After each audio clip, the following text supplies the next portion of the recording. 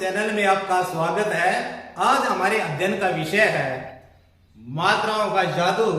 आज हम देखेंगे कि मात्राएं अपना जादू किस प्रकार बिखेरती हैं।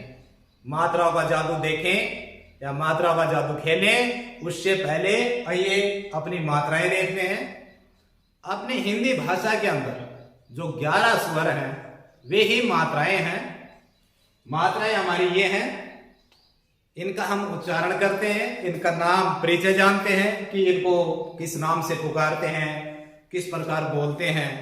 लेकिन मैं यहां पर उच्चारण करूंगा, उस उच्चारण के तहत आपको इन मात्राओं के उच्चारण भेद को समझना है और समझना है कि कौन सी मात्रा कैसे बोली जा रही है, किस मात्रा के बोलने में कितना समय लग रहा है। तब हम ये चीजें समझ जाएंगे, तब ही हम समझ पाएंगे कि मात्राओं का असली जादू क्या है। तो आइए सबसे पहले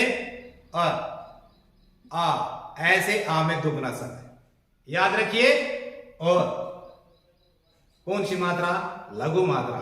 आ दीर्घ मात्रा। अब इसी तरह आगे जो मात्राएं बोली जाएंगी उनमें दीर्घ और लघु में आपने अंतर करना है। ई उ ए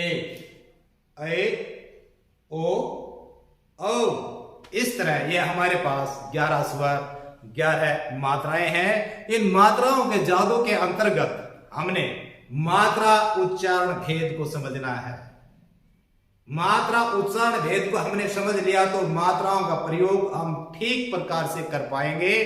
कई बार बोला कुछ जाता है और लिखा कुछ जाता है, उन गलतियों को हम फिर नहीं करेंगे यदि हमने मात्रा उच्चारण को समझ लिया, मात्राओं के बारे में जान लिया कि कौन सी लघु मात्रा है, कौन सी दीर्घ मात्रा है। तो यहां पर हमने उच्चारण किया इन मात्राओं का, और इन मात्राओं के अंदर हमारे पास देखिए अ, ई, उ और री। ये लिखी नहीं गई थी, अब लिख दी है री। ये 11 जो हमारे स्वर है इनमें री भी है, अ, ई, उ और रे। ये 4 हमारी लघु मात्राएं हैं। इनके बोलने में कम से कम समय लगता है। 4 लघु मात्राएं तो 11 में से कितनी बच गई? 7। तो वो 7 क्या हो गई? दीर्घ मात्राएं। उनको दीर्घ मात्रा क्यों कहा गया? बड़ा आसान सा उत्तर है कि लघु मात्राएं जिनके बोलने में कम से कम समय लगता है, दीर्घ मात्राएं जिनके बोलने में दुगना समय लगता है। किससे? लघु से। लघु मात्रा के बोलने में, लघु मात्रा के उच्चारण में जितना समय लगता है उससे दुगना समय दीर्घ मात्राओं को बोलने में लगता है। जो ये बोलने का समय है यही उच्चारण का समय है, और यही उच्चारण है कि आप किसी मात्रा को कितनी देर में किस प्रकार बोल रही है। बोलकर देखिए, ई को आपने जल्दी से बोल दिया, लघु स्वर ई को आपने जल्दी बोल दिया ई। उससे दुगने टाइम में आगे वाले दीर्घ स्वर ई को बोलिए ई। अगर इस प्रकार आप इनमें अंतर भेद करते हैं तो शब्द जो आप सुनेंगे, आपसे जो लिखवाया जाएगा आप उसको ठीक लिखेंगे। जैसे मैं एक शब्द यहां पर बोलता हूं और लिखता भी हूं, जैसे मैंने बोला बिन, तो आपके मन में तुरंत ये आकृति उभर गई और आपने उसको लिख दिया बिन, क्योंकि मैंने ई लघु स्वर को ब के साथ मिला के बोला बिन। आप देखिए मैं बोलता हूं दीर्घ स्वर ई को ही बोलता हूं बीन। यहां पर ये देखिए उच्चारण से ही हम मात्रा का प्रयोग करते हैं। उसकी ध्वनि हम सुनते हैं मात्रा की, किसकी ध्वनि ये है बिन। ब में तो ई छोटी आ रही है, बेन उसमें तो दीर्घ स्वर ई का स्वर सुनाई पड़ रहा है, बेन तो ब में वो ई जोड़ दी। देखिए शब्द का अर्थ बदल गया है। मात्राओं का जादू। बिन रहित, बीन वाद्य यंत्र। तो हम कर्मवार यहां से मात्राओं का उच्चारण शब्दों के अंदर इन मात्राओं का प्रयोग करके समझते हैं, इनके अंतर को समझते हैं। आज तो शुरू करते हैं। ये सबसे पहले हम ए स्वर को लेते हैं, ए मात्रा को। इससे युक्त एक शब्द लिखता हूं मैं यहां पे, मैंने इससे युक्त एक शब्द लिखा नगर। देखिए तीनों में, तीनों को बोल के देखिए, अलग अलग भी आप बोलेंगे तो तीनों वर्णों में ए की ध्वनि सुनेगी आप। न, अ, र, अ, ग, उसमें भी ऐ सुन रहा है ना अंत में, तो इनमें ऐ स्वर मिला हुआ है, ए की मात्रा है। अब देखिए यहां पर मैंने ये शब्द लिखा नागर, में अब किसकी मात्रा आ गई, आ, नागर। तो आ का ये चिन्ह है, ये वाला, ये आ की मात्रा है, ये वाली आ की मात्रा है, आपको ये पहचान करनी है। नागर, देखिए आ में दुगना समय लग गया, नगर समय नहीं लगा नए को बोलने में, नए को बोलने में समय नहीं लगा। ना में दुगना समय, तो ना जिसमें आ स्वर मिला हुआ है वो दीर्घ स्वर है, वो दीर्घ मात्रा है, और मात्रा का भी इसमें जादू देखिए। अब नगर का मतलब है शहर, नगर का मतलब शहर, और नागर का मतलब श्री कृष्ण भी है। नागर का है, नागर का मतलब अमीर भी होता है, नागर शहर का प्रतिष्ठित व्यक्ति भी होता है। तो है ना मात्राओं का जादू। क्रमवार देखते हैं, लघु स्वर ई और उसका उच्चारण, दीर्घ स्वर ई और उसका उच्चारण। देखिए यहां पर एक शब्द लिखा हमने ये वा, और एक लिखा ये, दोनों में केवल फर्क किसका है, हमने लघु मात्रा का प्रयोग कर दिया, दूसरे में हमने दीर्घ मात्रा का प्रयोग कर दिया। इससे बन गया नियत। नियत का मतलब होता है निश्चित। नियत आपकी क्या मंशा है, आपकी मन की इच्छा क्या, जैसे मंशा होती है ना, मैं ये करूं वो करूं, नियत कैसी है, तेरी नियत खराब हो रही है मात्राओं का जादू। और देखिए एक दो शब्द और इसके, ये वाले उच्चारण समझिए, उच्चारण को समझिए, आपको समझ में आ जाएगा। देखिए मैं 3-4 शब्द इकट्ठे लिख देता हूं, आप पढ़ते जाइएगा और अंतर करते जाइएगा।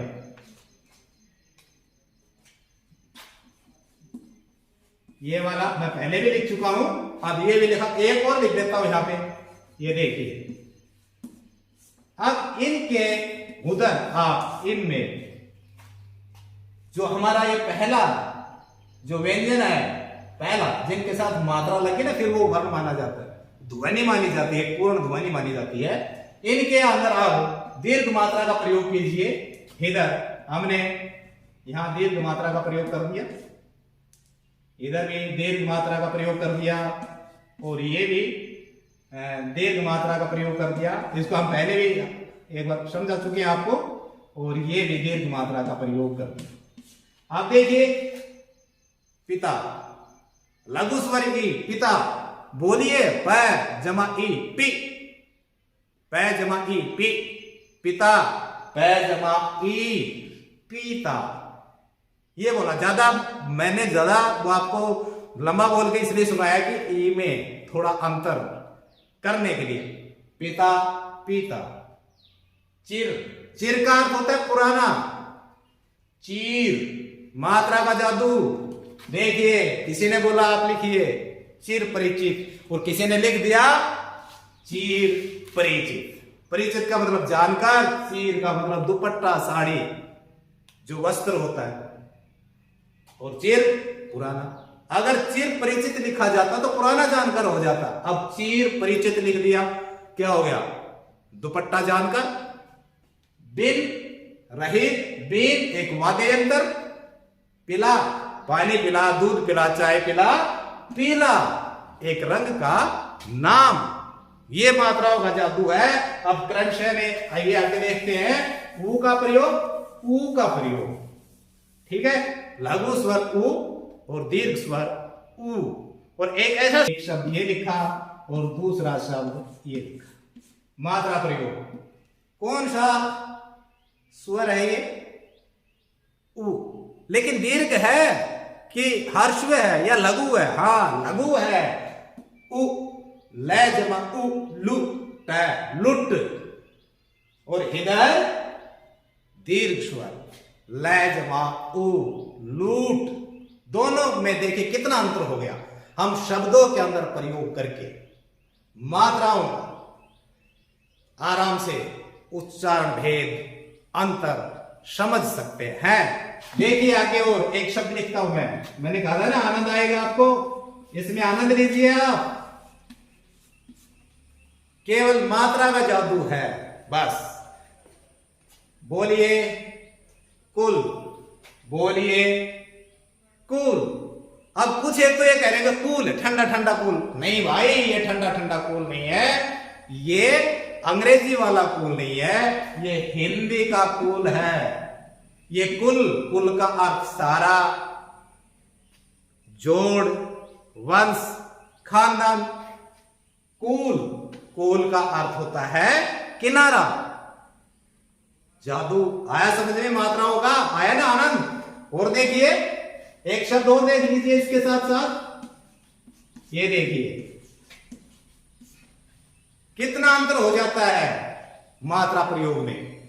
सुन, सुन, सुन का मतलब सुनापन, जहां कुछ भी नहीं है, और सुन का मतलब सुनो। कोई मैं बात कह रहा हूं उसको सुनो, जो भी होता है सुन का अर्थ, उस अर्थ में मात्राओं के प्रयोग ने जादू दिखा दिया, बदलाव ला दिया। आप देखिए हम ए और ए दोनों मात्राओं का प्रयोग करके देखते हैं। आप पढ़ेंगे इसको और साथ के साथ बोल भी देंगे। क्या बोला आपने?